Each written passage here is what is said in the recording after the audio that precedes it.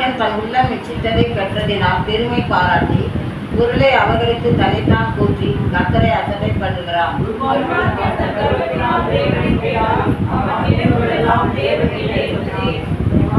எப்போதும் கேடுள்ளவைகள் உம்முடைய நியாயத்திற்கு நாம் காவிக்கு எட்டாங்கள் மிகவும் உயரமாயிருக்கிறது. தன் எதிராளிகள் எல்லோர் மேலும் செய்கிறார்.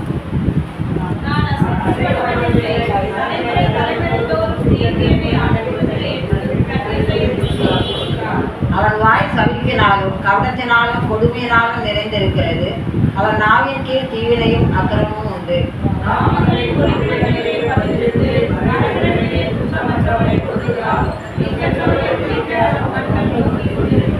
தன் கெவியில் இருக்கிற சிங்கத்தை போல மறைவில் பதிவிருக்கிறான். ஏழையை பிடிக்க பதிவிருந்து ஏழையை தன் மலைக்குள் பிடித்துக் கொள்கிறான்.